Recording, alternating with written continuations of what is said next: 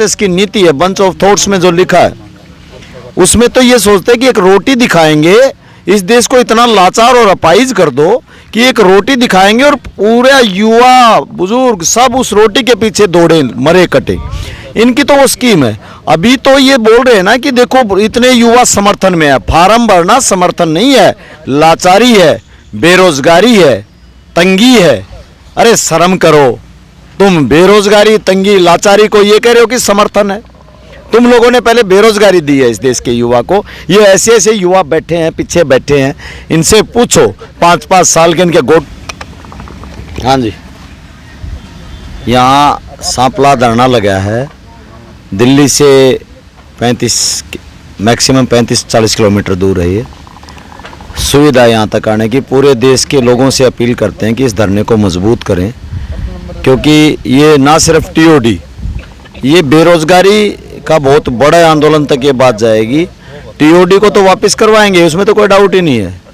Time लगे सो लगे। ये सोचते हैं, कल हमारे यहाँ एक विज हैं जो हरियाणा के मंत्री हैं, वो बड़ी छाती ठोक ठोक के कह रहे थे, अनिल विज जी बड़ी छाती ठोक ठोक के कह रहे थे कि 3000 पोस्ट हैं एयरफोर्स की और फार्म भर गए 7.5 लाख। हम कहते हैं फार्म 7.5 लाख नहीं 70 लाख भी भर जाएंगे। ये युवा 8 साल से तुम लोगों ने बेरोजगार करके रखा हुआ है। और आप लोगों की जो आरएसएस की नीति है बंच ऑफ थॉट्स में जो लिखा है उसमें तो ये सोचते हैं कि एक रोटी दिखाएंगे, इस देश को इतना लाचार और अपाहिज कर दो कि एक रोटी दिखाएंगे और पूरे युवा बुजुर्ग सब उस रोटी के पीछे दौड़े मरे कटे। इनकी तो वो स्कीम है। अभी तो ये बोल रहे हैं ना कि देखो इतने युवा समर्थन में है, फार्म भरना समर्थन नहीं है, लाचारी है, बेरोजगारी है, तंगी है।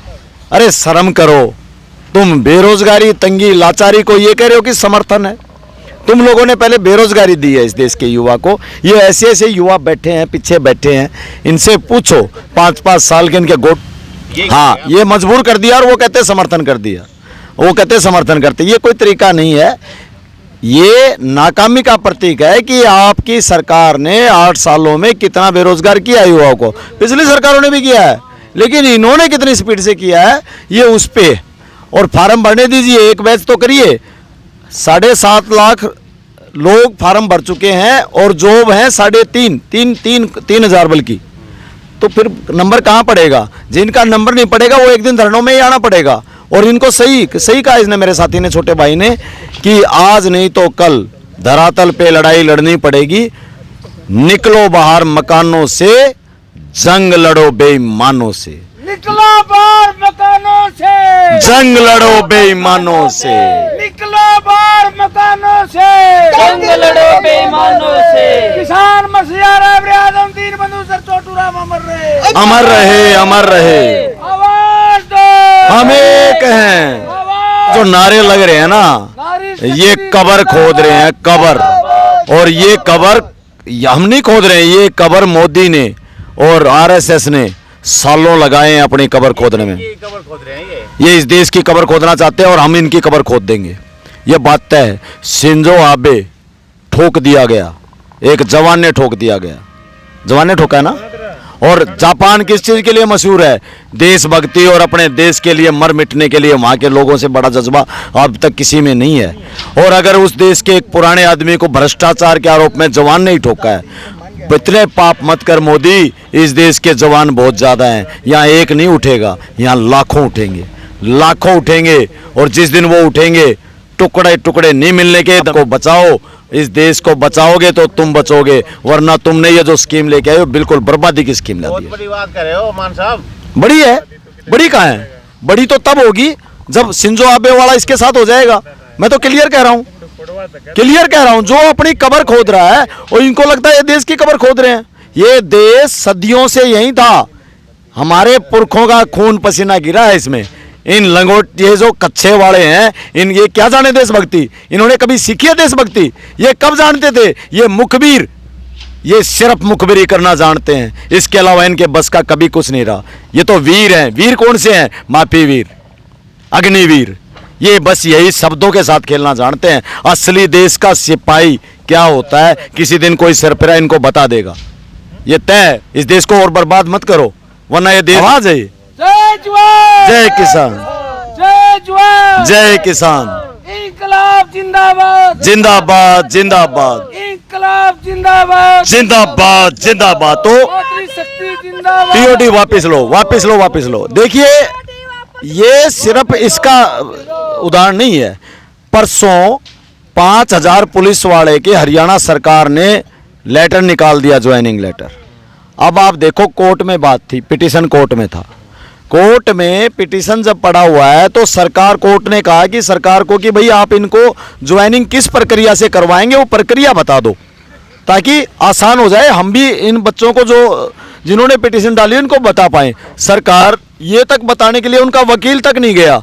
ये सरकार केस किसी से करवाती है और उल्टा अपना वकील, सरकार ने लेटर जारी किए हैं ज्वाइनिंग के, तो उसकी वकालत भी तो करनी चाहिए। आज इस देश पे विपदा आई हुई है, अग्निपथ जैसी स्कीम इस देश को खा जाएगी।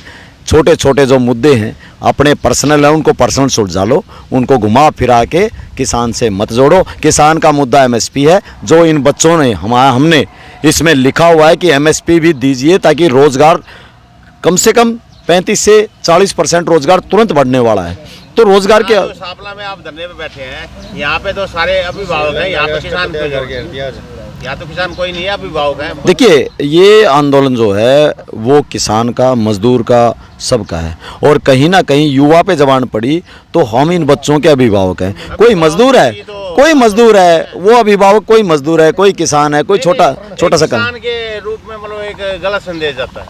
नहीं, कौन कह रहा है? नहीं, देखिए, एमएसपी की जो हम मांग कर रहे हैं, एमएसपी की मांग है हमारी, हाँ है, लेकिन वो मांग आप सिर्फ किसान से मत जोड़िए। उस मांग से इस देश के लोगों को 35 से 40% रोजगार एकदम बढ़ने वाला है। तो वो इस देश के युवा की मांग है एमएसपी। आप सिर्फ किसान को मत समझिए, इससे कर्मचारी की, व्यापारी की, सबका रोजगार बढ़ने वाला है। तो ये मांग हम कर रहे हैं। किसान अपनी जगह बैठ के उस मांग को करेगा। जब मैं किसान बन के जाऊंगा तो उस धरने से मैं किसान की भी ये मांग करेंगे, लेकिन एमएसपी जो है उससे हम नहीं जोड़ रहे।